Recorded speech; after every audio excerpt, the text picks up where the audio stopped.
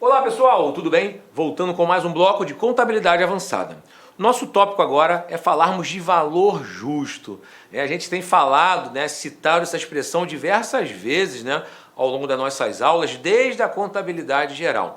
Então a gente precisa entender o que é valor justo, o que consiste no valor justo, por que esse termo passou a ser vigorado com tanta frequência na contabilidade. Então ele tem um pronunciamento contábil próprio, que é o CPC 46, que a gente vai ver a partir de agora. Legal? Então vamos lá. Bom, o objetivo do CPC 46, definir o que é valor justo, estabelecer em uma norma única, uma estrutura conceitual para a mensuração de valor justo e requerer divulgações sobre mensurações do valor justo. Então, ou seja, toda vez que nós citarmos o valor justo ou como alguma outra norma, algum outro CPC citar o valor justo, nós precisamos nos remeter a esse CPC específico, CPC 46, que ao analisar uma norma, a NBC 46. Legal? Bom, nesse sentido, a referida norma deve ser aplicada quando outra norma exigir ou permitir a mensuração a valor justo. Então, ou seja, eu posso ter outras normas, outros pronunciamentos contábeis exigindo, ou permitindo a mensuração de um item de ativo ou de passivo a valor justo. Então, eu preciso remeter a esse CPC 46, mesmo que seja apenas para divulgação, no caso de propriedades para investimento, para as quais a entidade optou pela política contábil do custo. A gente vai falar sobre isso, mas deve apresentar o valor justo de suas propriedades em notas explicativas. Então, ou seja, toda vez que alguma norma, algum pronunciamento contábil mencionar valor justo ou entender que existe uma exigência de mensuração valor justo, eu preciso analisar o CPC 46. Legal? Bom, mas por que surgiu isso? Porque, na verdade, antes das normas internacionais de contabilidade, a maioria dos ativos e passivos eram mensurados ao custo. O custo, então, tem relação com ao reconhecimento contábil no momento do fato gerador, no momento que o fato gerador ocorreu. Só que, na verdade, existem ativos e passivos que têm a capacidade de predizer um fluxo de caixa futuro. Ou seja, eu tenho ativos e passivos que eles não são, na verdade, utilizados com o intuito de vender ou com o intuito de uso, alguns com o intuito de valorização, com o intuito de locação, ou seja, eles estão mais vinculados a valor de mercado do que propriamente o seu custo. Então, por isso, a expressão valor justo passou a ser importante. Então, cabe ressaltar que a mensuração valor justo, baseado no consenso de mercado, isso é importante ressaltar, substituiu a mensuração pelo custo ou pelo valor histórico para avaliar alguns itens patrimoniais, não são todos, pois visa a predição de fluxo de caixa futuro. Então não são todos os itens de ativos e passivos que são mensurados a valor justo, pelo contrário, são poucos, A maioria ainda é pelo custo. Legal? Beleza? Bom, de acordo com a norma, de acordo com o pronunciamento contábil, o valor justo é o preço que seria recebido pela venda de um ativo ou o que seria pago pela transferência de um passivo em uma transação não forçada. Nós falamos isso no bloco passado. Eu preciso ter uma transação entre participantes do mercado, uma participação de entidades que não são, vamos dizer assim, não são obrigadas a fazer aquela transação, estão ali de livre vontade. Então, ou seja, uma transação não forçada entre participantes do mercado na data da mensuração. Em muitos casos, o valor justo pode se aplicar a um ativo ou passivo individual, instrumentos financeiros, por exemplo, máquinas, ou a um conjunto de ativos, que se chama unidade geradora de caixa, que a gente vai falar sobre isso daqui a pouquinho, quando nós abordarmos a redução ao valor recuperável de ativos, no caso de uma unidade de negócios, por exemplo. Legal? Bom, participantes do mercado, ou seja, para fins de CPC 46, para fins de norma, quais características geram a classificação daquelas pessoas em participantes do mercado? Elas precisam ser independentes da entidade, por exemplo, porque às vezes a empresa ela vende para o seu funcionário ou vende para o seu diretor um produto a um preço mais acessível. Então, isso não é preço de mercado.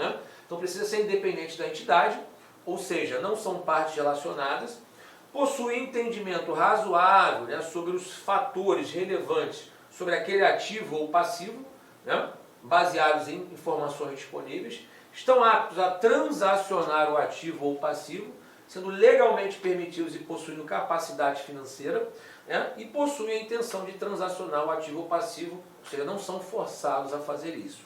Legal? Beleza? Então vamos lá. Mercado principal versus mercado mais vantajoso, né? Então, no primeiro momento, a mensuração do valor justo, eu preciso utilizar o mercado principal, tá? Agora, na ausência de mercado principal, utiliza-se o mercado mais vantajoso, mas o foco sempre é no mercado principal. Na ausência de mercados, deve-se utilizar o preço que seria negociado caso houvesse participantes no mercado. Então, ou seja, qual é o mercado principal em que eu estou transacionando aquele ativo? Esse é o valor justo. Se eu não tiver essa condição de mensurar, ou se não houver mercado principal, vamos para o mercado mais vantajoso. Tá? Agora, importante, tá? Quando se determina o valor justo, não considero custos de transação, mas considero custos de transporte. Tá? Para determinar o mercado mais vantajoso, eu considero tanto custo de transação quanto de transporte. Então, olha que interessante. Quando eu não tenho mercado principal, eu preciso analisar qual é o mercado mais vantajoso. Eu posso ter 2, 3, 4 mercados.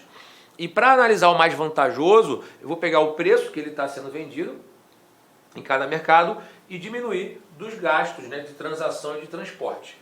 Ao achar o mercado mais vantajoso, eu vou apurar o seu valor justo a partir dali. E esse valor justo só vai ter a redução dos custos de transporte, não os custos de transação. Tá? Ah, não ficou claro? Olha, então vamos lá, vamos pensar aqui o seguinte. Determinado ativo é comercializado em 2 mercados ativos distintos por preços diferentes. Uma entidade que opera em ambos os mercados tem acesso aos seus respectivos preços na data da mensuração. Mercado A, preços R$ 260, gastos de transação, custo de transação de R$ 30 e custo de transporte de 20. Mercado B, preço de 250, custo de transação de 10 e custo de transporte de 20. Então, 2 situações hipotéticas aqui.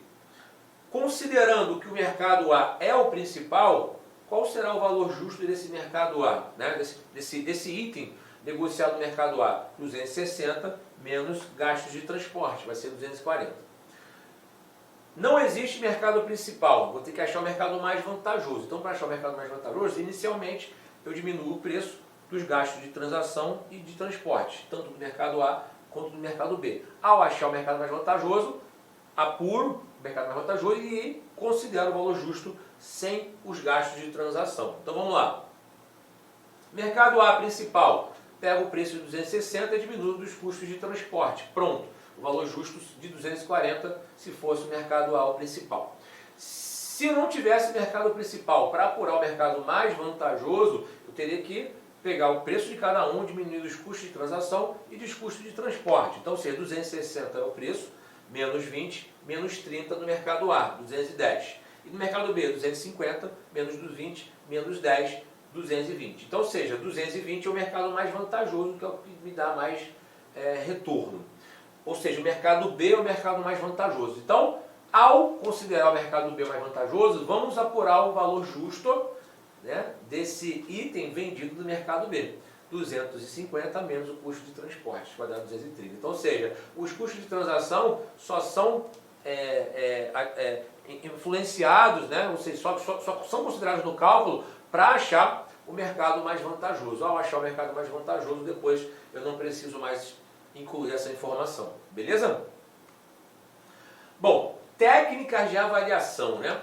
Ou seja, quais são as técnicas para avaliar o valor justo de um ativo ou de passivo, né? Então, a entidade deve utilizar técnicas de avaliação que sejam apropriadas nas circunstâncias e para as quais haja dados suficientes disponíveis para mensurar o valor justo, maximizando o uso de dados observáveis, relevantes e minimizando o uso de dados não observáveis.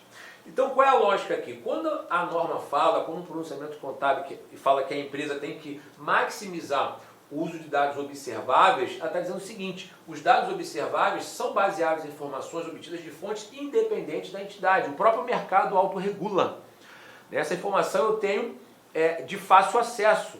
Então, ou seja, eu preciso dar preferência a esse tipo de informação, de dados observáveis. Os dados não observáveis já são baseados em premissas próprias da entidade sobre o mercado. Então, ou seja, é uma informação mais fechada, pode ter um viés ali. Então, enquanto puder, a entidade precisa buscar informação em dados observáveis. Legal? Beleza? Bom, importante, né? O objetivo de utilizar uma técnica... Olá, meus amigos, minhas amigas, eu sou o professor Lac. Inicialmente gostaria de pedir licença para vocês que estão estudando nos nossos vídeos do YouTube, mas esse vídeo é um vídeo demonstrativo, para você conhecer a potencialidade dos nossos professores e do nosso curso. Gente, aqui na Lá Concursos, nós estamos fazendo uma super preparação para fiscal de tributos do estado de Mato Grosso. Lembrando, claro, que a Lá Concursos é a escola mais tradicional, que mais aprova, que tem mais qualidade em concursos públicos no estado de Mato Grosso. Então, nós fizemos uma super preparação, nós já estamos aqui na turma 6, tá? Na turma 6 de fiscal de tributos, né? E se você quiser assistir o restante dessa videoaula e muito mais, o nosso curso online já consta aí com aproximadamente umas 320 horas e está em gravação alguns módulos ainda. Ele custa, atenção, apenas 10 parcelas de R$10.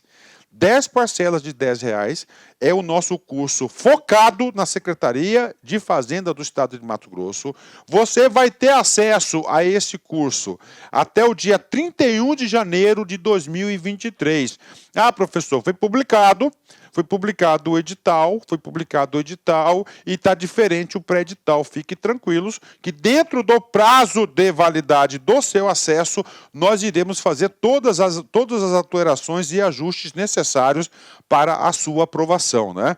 Lembrando, cara, quem estuda com antecedência, planejamento e foco são aqueles que vão aí, com certeza, ter um salário desse. Quanto ganha? Salário inicial, 37.418, gente. Você tem aqui 28.418, mais uma verba indenizatória de R$9.000. Então, você tem aí R$37.400. Ah, professor, isso aí resolve meus problemas financeiros. Cara, se isso aí resolve seus problemas financeiros, eu digo para vocês o seguinte, que você deve começar a estudar imediatamente. Eu peço um voto de confiança, vem estudar aqui na Lá Concursos, que eu tenho certeza que você não vai se arrepender. Detalhe, clica aqui, fala lá com os nossos atendentes. Nós temos aí uma política de descontos aí, principalmente para ex-alunos, e a gente sempre está lançando promoções que vão ajudar no seu investimento. Meus amigos, minhas amigas, conto com vocês, espero vocês aqui na Lá Concursos. Forte abraço, fique com Deus.